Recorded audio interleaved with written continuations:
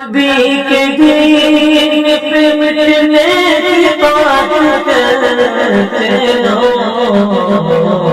हुसैन जैसा कलेजा कहाँ से लाओगे। आपने कई दफा अपने कई मुसलमान भाइयों की जुबान से सुना जो अपनी रोजी रोजगार के सिलसिले में 2-4 साल बाहर यूरोप में गुजार के आ जाएं, फिर वापस पाकिस्तान में आकर सारी जिंदगी यूरोप के गोरों की तारीफें कर कर के नहीं थकते। ओ जी यूरोप के गोरे बड़े अच्छे, यूरोप के गोरे बड़े बाअखलाक, यूरोप के गोरे बड़े मिलनसार, यूरोप के गोरे बड़े ह्यूमन राइट्स के अलम बरदार, और यूरोप के गोरे तो बड़े मुस्कुरा कर बात करते, छोटी सी गलती पर मुंह टेढ़ा करके सॉरी कहते हैं। यूरोप के गोरों की क्या बात है। हमारा मुसलमान यूरोप के गोरे की तारीफ करके अपने मुसलमान भाई के मुंह पे थूकता है और कहता है जनाब इन मुसलमानों को लोते काफर चंगे, इन मुसलमानों को, इन पाकिस्तानियों से तो यूरोप के गोरे अच्छे। बताओ ऐसी बोलियां सुनी नहीं सुनी। लोग तारीफ करते हैं, अहले ईमान की जो है वो तनकीस करते हैं और अहले कुफर की तारीफ करते हैं। सुनिए एक जुमला मैं कहने लगा हूं हदीस पाक के हवाले से। मेरे नबी ने फरमाया क़यामत वाले दिन जन्नत वाले जन्नत में, दोज़ख वाले दोज़ख में चले जाएंगे तो दोज़ख में जाने वाले दो तबके होंगे। एक वो जो निरे काफिर, वो भी दोज़ख में जाएंगे। एक वो जो होंगे तो मुसलमान लेकिन होंगे गुनाहगार, अपने गुनाहों की सजा भुगतने, वो भी दोज़ख में जाएंगे। जब अहले ईमान गुनाहगार मुसलमान काफिरों के साथ दोज़ख में पहुंचेंगे तो काफिर मुसलमानों को ताने देंगे, ओए मुसलमानों तुम्हारा हशर तो हमारे साथ ही हुआ, ठिकाना तो हमारे साथ ही मिला, जगह तो हमारे साथ ही मिली, आए तो दोज़ख में हो। कहां है तुम्हारा खुदा जिसको सजदा करते थे, कहां है तुम्हारा रब जिसका कलमा पढ़ते, जिसकी तौहीद और किबरियाई का इकरार करते थे। पता चला तुम्हारा वाली वारस कोई भी नहीं। अगर आज तुम्हारा खुदा होता तो इस जहन्नम के अजाब से तुम्हें बचा लेता। लोग जानते हैं ताना गोली से ज्यादा सख्त काम किया करता है जब अहले ईमान को काफिर जहन्नम में ताना देंगे। का मुसलमान खुदा के अर्श की जानिब निगाह उठाकर कहेंगे मौला मसला हमारी जात का नहीं, अब मसला तेरी जात का बन गया, हरफ तेरी जात पे आता है। अगर आज तूने हमारी खबरगिरी न की तो तेरी तौहीद को चैलेंज करेंगे और ये काफिर मजाक उड़ाएंगे कि मुसलमानों का खुदा कोई नहीं। ए अल्लाह तू बता दे, तू अपनी कुदरतों के साथ मौजूद है, मेरे रब की रहमत और गैरत को जोश आएगा। अल्लाह जिब्राइल को भेजेंगे, जाओ जिब्राइल पूरी जहन्नुम का राउंड और चक्कर लगाओ, जिस मेरे बंदे के दिल में रेत के जर्रे के बराबर ईमान है निकाल के जन्नत का वारिस बना दो।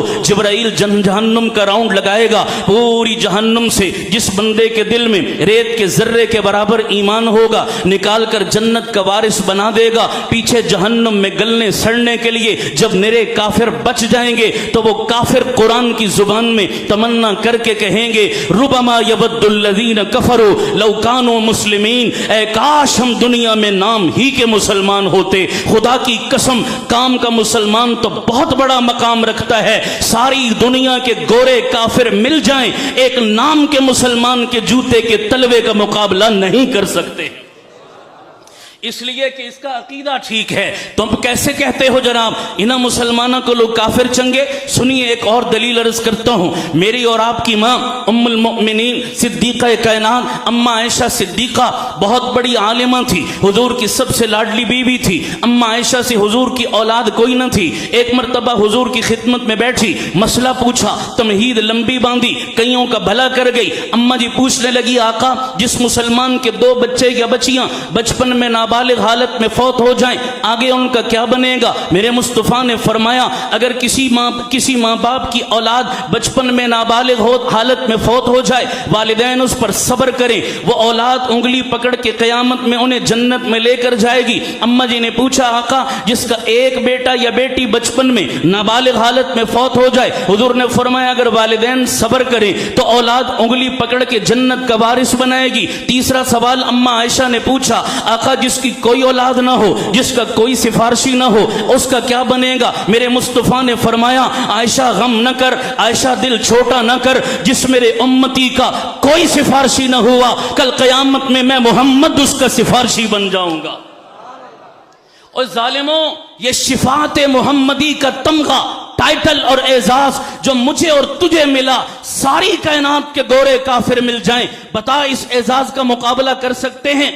ऊंची आवाज से बोलिए, फिर किस मुंह से कहते हो इन मुसलमानों को लोग गोरे चंगे, खुदा की कसम वो गोरे मेरे तेरे एजाज का मुकाबला नहीं कर सकते। खुदा ने जो ईमान की दौलत दी है, खुदा ने जो मोहम्मद की गुलामी की दौलत दी है, खुदा हमें इसकी कदर करने की तौफीक अता फरमाए। आमीन कह दो सारे। अकीदा बहुत बड़ी चीज है, अकीदा बहुत बड़ी दौलत है, अकीदा बहुत अहमियत का हामिल है शरीयत की नजर में।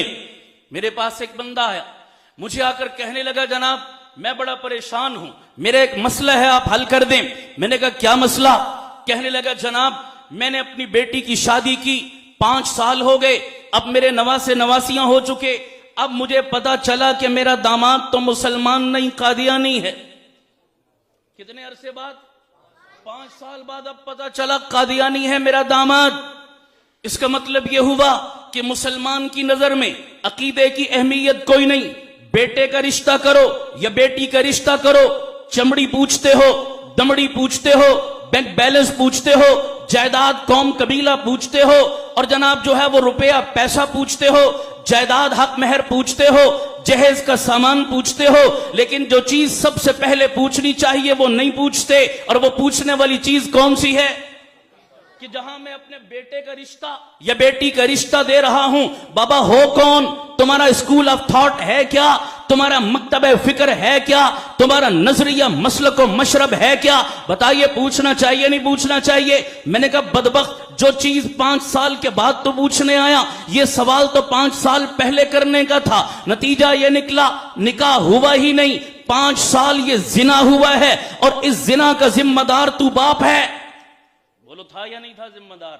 अल्लाह हमें अकीदे की अहमियत नसीब फरमा दे। आमीन कह दो सारे, ऊंची आमीन कह दो सारे। अपने अकीदे भी खुदा हमें दुरुस्त करने की तौफीक अता फरमाए।